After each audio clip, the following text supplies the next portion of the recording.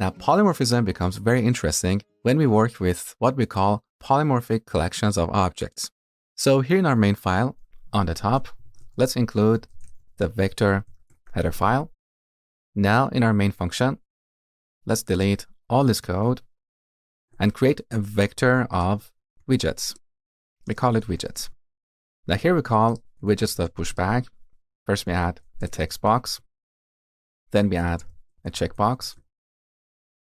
Now we can loop over this vector and draw each widget. So for auto widget in widgets, it's better to apply the constant keyword here so we don't accidentally modify a widget. And also we should make this a reference variable for performance reasons. So no copying is done, okay? Now we call widget.draw. Now let's run the program and see what happens. So look, we see drawing a widget twice. But what happened to our text box or checkbox?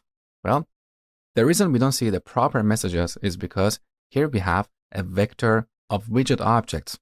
So even though we are adding a text box or a checkbox to this collection, these objects have to be copied and stored as widget objects. So more accurately, here we're experiencing object slicing even though the compiler is not warning about us.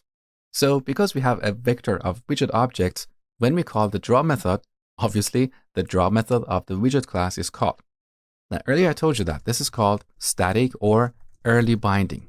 That means the compiler matches a function call with the proper definition of that function at compile time. Now what we need here instead is dynamic or late binding. So we want the compiler to match the function call with the right function at runtime. So if we have a text box object, we want the draw method of the text box class to be called, okay? How can we do that? Using pointers. So let's change this to a vector of widget pointers. Now here we have to use the new operator to create this object on the heap. And one more time. And that also means when we are done with these objects, we have to delete them. This is the problem with raw pointers. So in modern C++, it's always preferred to use a smart pointer. We'll talk about that in a second. But first, let me show you that using pointers, we can solve the problem we saw earlier. Now here we have to use an arrow. Now let's run the program. Okay, the problem is gone. Beautiful. So how can we use a smart pointer here? Well, on the top, first we include the memory file. Now, instead of using a raw pointer, we use a unique pointer of widget. So every element in this vector is a unique pointer instance. Now, instead of using the new operator, we're going to call the makeUnique function. Now here we're going to create a text box, and then we're going to create a checkbox. As simple as that. Now with this implementation, we don't have to worry about deleting these pointers. So we run the program one more time.